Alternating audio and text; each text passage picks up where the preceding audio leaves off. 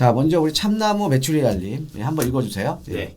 현재 빌라만 한 채 보유 중인데 돈을 모아서 아파트를 사는 게 나을까요? 아니면 재개발 빌라를 한 채 더 사두는 게 좋을까요? 돈 모아서 좋은 입지의 아파트를 사면 좋겠지만 돈 모으는 속도보다 아파트 오르는 속도가 더 빠르니 조바심이 나네요. 제가 두 가지를 말씀드릴게요. 양극화에 대한 내용을 좀 말씀을 드리고요. 그 다음에 이제 투자 금액 대비 수익률이 과연 어떤 지역이 더 좋을 것인가에 대해서도 좀 설명을 드리도록 하겠습니다. 자, 첫 번째로 여러분들 최근에 보면 뭐 다 많이 느껴보셨겠지만 아파트 시장 양극화, 그러니까 이제 상급지 같은 경우에는 사실은 너무 많이 올라버렸죠. 그리고 이제 어떤 분들한테는 또 이제 중급지도 너무 이제 높은 가격이 또 돼버렸고요. 예, 근데 그거에 반해서 상대적으로 아파트 가격이 많이 오르지 못한 하급지 같은 경우는 상대적으로 좀 박탈감이 상당히 크죠. 예, 그래서 지금 지역별로 주거 선호도에 따라서 아파트 시장이 상당히 많이 양극화됐습니다. 자, 그런데 여러분들께서 잘 알고 계시는 빌라 시장도요, 엄청나게 양극화가 됐어요. 제가 아까 좀 이제 자료를 좀 만들려고 좀 자료를 좀 찾아봤었는데, 시장이 조금 뜨거웠던 22년도, 지금은 아파트 거래량보다 빌라 거래량이 훨씬 적죠. 자, 그런데 그 당시 22년도에 가면요, 아파트 거래량보다 빌라 거래량이 훨씬 많았어요. 그 당시에 이제 아파트 가격이 이제 고공행진을 하면서 아파트 가격이 너무 높잖아요. 예, 그러다 보니까 아파트에 대한 대체 수요로 빌라들을 많이 매입을 했습니다. 뭐 투자자들이나 아니면은 실수요자 입장에서도 아파트에 대한 대체제로 이제 많이 매입을 했거든요. 네. 그래서 그 당시에 제가 그때 통계치를 보니까 전체를 100으로 놓고 보면 아파트가 한 35 정도 비율이, 예, 빌라가 65% 정도. 예, 그만큼 비아파트 거래량이 아파트 거래량보다 2배 이상이 높았습니다. 맞아요. 그랬던 시기가 있었죠. 예. 아마 제가 기회가 되면 예전에 그런 것들을 좀 복귀하는 차원에서 제가 영상으로 한번 또 올려드릴 건데요. 자, 그런데 최근에 보면 빌라 거래량은 지금 살아남을 기회가 안 보이죠. 왜냐하면 이제 전세 사기 여파 이후에 빌라 포비아 현상, 예, 이게 좀 상당히 좀 심화되고 있잖아요. 그런데 중요한 거는 이렇게 빌라 거래량이 줄어들고 있는 상황에서도요, 빌라 가격이 오르는 지역은 있다라는 거죠. 예. 근데 여러분 다 아시잖아요. 어떤 지역인지. 개발에 대한 이슈가 있는 지역들, 재개발에 대한 이슈가 있는 지역들은 지금 빌라 지금 많이 올랐잖아요. 그죠? 예, 그래서 여러분들 지금 이렇게 지금 댓글로 지금 빌라 쪽 많이 지금 물어봐주고 계시는데, 보리님님, 뭐 남산 근처 빌라 재개발 투자 부정적으로 보시나요? 이런 거죠. 용산 같은 경우에 이제 동호암동, 최근에 이제 고도 제한이 완화가 되면서 지금 이제 신속통합기획 동호암 1구역, 3구역이 이제 지정이 됐죠. 자, 이런 지역들 같은 경우가 개발 이슈와 함께 가격이 많이 올라버렸잖아요. 뭐 단기적으로 지금 보면은 뭐 3, 4억씩 오른 데도 많거든요. 작년도 그렇고 올해도 그렇고, 예, 가격 오른 데 상당히 많습니다.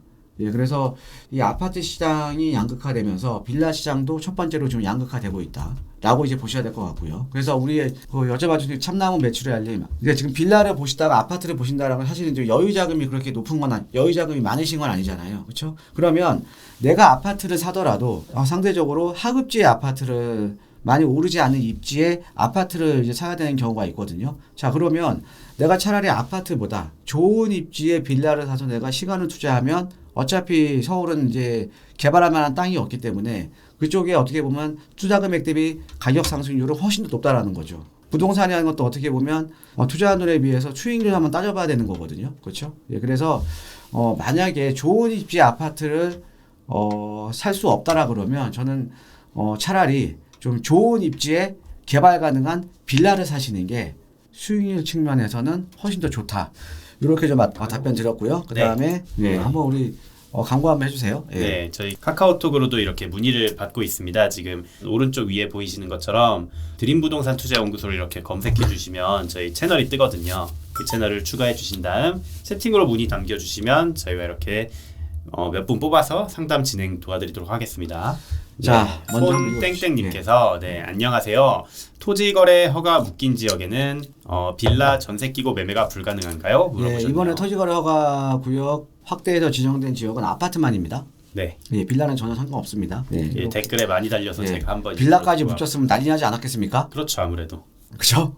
네, 지금 아파트도 지금 묶여갖고 지금 이 난리가 났는데, 그래서 아파트에만 적용이 되는 게 토지거래 허가 구역이다라고 보시면 될 것 같아요. 네. 예. 현재 와이프가 임신을 해서 장인 장모님 계신 루원시티로 이사 고민 중입니다. 현재 검단 한신 더휴 캐널파크에 거주 중인데 매도 후 루원시티 지웰 푸르지오 매수 생각 중입니다. 검단과 루원시티 중 어디가 더 괜찮을까요? 우리 인천 가시면 인천에 구도심들 많잖아요. 네. 예, 구도심 많은데 보통 우리가 이제 재개발 사업으로 이제 구도심을 재개발을 하잖아요. 네. 근데 이 루원시티 같은 경우에는 도시정비 사업으로 이제 아파트를 올린 데가 루원시티입니다. 예, 도시정비 사업으로. 검단 쪽 같은 경우에는 아무래도 제가 이제 신도시로 좀 봐야 될 것 같아요. 자, 그러면 구도심이 도시정비 사업으로 개발된 루원시티냐 아니면 신도시로 지금 개발을 하고 있는 검단이냐를 이렇게 좀 낳고 보면 매수를 하실 거면 좀 검단 신도시 쪽으로 매수를 하시는 게 좋을 것 같습니다. 우리가 아무리 구도심들이 재개발이 된다고 하더라도 우리가 신도시는 먼저 선 계획을 하고 후 개발을 하는 거잖아요. 그래서 신도시를 가면 다른 지역에 비해 상당히 쾌적하죠. 맞습니다. 그렇죠? 네. 예, 그러니까 이 주거에 대한 쾌적성도 높은 게 이제 신도시고요. 그 다음에 루원보다는 또 검단 신도시가 더 서울과의 물리적인 접근성이 좋잖아요. 네. 그렇죠. 예, 그래서 검단 신도시 정도면 서울과의 접근성도 아주 나쁜 편은 아니기 때문에 네.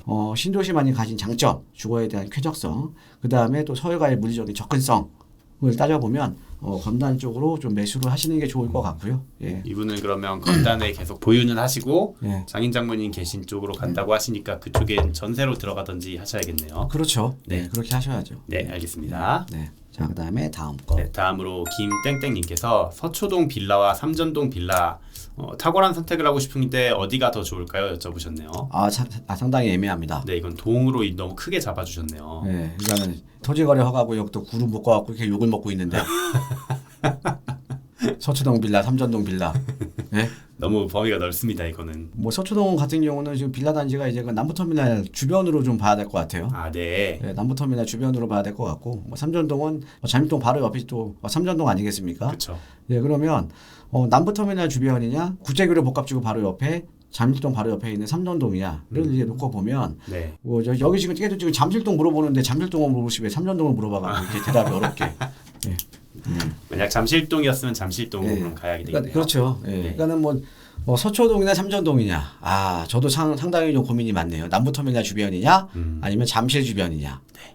네, 잠실 주변이 낫겠죠. 항상 뭐냐면 투자라는 거는 현재의 축이 아닌 미래의 축에 투자를 해야 되는 거거든요. 네. 자, 그런데 지금 서초동과 삼전동을 비교를 해보면 미래의 축은 우리가 이제 삼성동 라인이잖아요. 그럼 삼성동에 더 가까운 데가 어딥니까? 예, 삼전동이잖아요. 네. 그죠? 예, 그러니까 저는 그래도 삼전동 쪽에 조금 더 점수를 좀 드리고 싶습니다. 네, 알겠습니다. 네. 다음으로 권땡땡님께서 안녕하세요. 저는 재개발 투자에 관심이 많은데요. 봉천동 14구역과 노량진 역세권 개발 전망 한 번만 부탁드려요. 부동산이라는 게 어떻게 보면 지역적인 브랜드가 상당히 중요하거든요. 네. 네, 그래서 여러분들이 지역적으로 좀 호감이 가는 지역들이 있고요. 네. 또 지역적으로 조금 이제 호감도가 떨어지는 지역이 있습니다. 그렇죠, 아무래도. 근데 서울에서도 어떻게 보면 봉천동이라는 자체가 구릉지도 많고요. 그다음에 좀 노후된 데도 많고 이래서 호감도가 떨어지는 지역이거든요. 네. 이게 말이 이제 봉천 14구역이지. 근데 봉천 14구역의 입지는 상당히 좋습니다. 네, 14구역이요. 지금 이제 사당동 바로 옆에 있는 거예요. 아, 네. 그러니까 여기 여러분들 7호선 라인 지도상으로 한번 보여드릴까요? 바로 지금 여기 방배, 사당, 그 다음에 여기가 봉천 14구역이잖아요. 그 다음에 이제 지하철 노선도에 껴있기 때문에 강남 접근성이 상당히 좋은 지역이거든요. 네. 예, 그래서 여기는 저는 이제 봉천 14구역 같은 경우는 사실은 많은 분들이 앞에 봉천자 들어가서 그렇지 입지는 상당히 좋은 지역입니다. 그러네요. 예, 입지가 상당히 좋기 때문에 저는 여기는 좀 괜찮다고 보고요. 네. 그 다음에 노량진 역세권 개발이라고 하셨거든요. 예, 노량진 같은 경우는 지역이 좋잖아요. 그렇죠. 우리가 뉴타운으로 보더라도 한남 뉴타운 다음이 노량진 뉴타운입니다. 네. 노량진 뉴타운 근처에 역세권 개발 상당히 좋은 지역이거든요. 여기 역세권 개발할 만한 지역이 있나요? 거기도 이제 거기 그 뉴타운 주변 지역이 좀 있죠. 아, 네. 남아 있죠. 그래서 지금 뉴타운 주변 지역이 일부 지역은 벌써 모아타운 지정됐고요.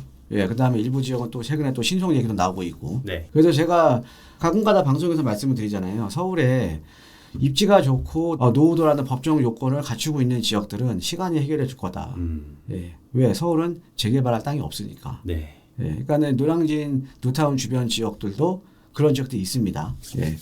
이렇게 좀 말씀드리겠습니다. 네. 김균돌님. 네. 혹시 광희문 좌측 구역은 어떨까요? 초역세권이라 너무 좋은데 문화재 옆이라 추후 어떻게 진행될지 궁금하네요. 네. 어딘지 알 것 같습니다. 자. 광화문이 아니고 광희문이군요. 지금 보신 데가 여기가 지금 이제 광희문이고요. 네, 그 다음에 여기 옆에 지금 신당 19역이거든요. 여기도 문화재 옆인데요. 근데 지금 보시는 지역이 지금 여기예요. 그죠? 똑같네요. 예, 근데 여기는 문화재 바로 옆에 신당 19역 됐잖아요. 네. 그다음에 여기 옆도 여기 노후도가 상당히 높은 지역이거든요. 지금 보고 계신 지역 지금 여기 말씀하시는 거 아닙니까? 그죠? 예. 여기도 저는 개발 가능성이 상당히 높다고 봅니다. 네. 왜? 노후도가 상당히 높은 지역이거든요. 그다음에 트리플 역사권 바로 앞이잖아요. 그다음에 뭐 문화재 관련해서 보면 여기 창신동 라인들도요. 여기 옆에 한양 도성 있는 홍인문 있는 창신 19역 여기 지정됐잖아요. 그렇죠. 예? 이렇게 주변에 예를 들면 어떻게 보면 내가 투자에 대한 판단을 좀 내리실 수가 있으시겠죠? 네. 예. 이렇게 좀 간단하게 예를 들어서 답변드리겠습니다. 네.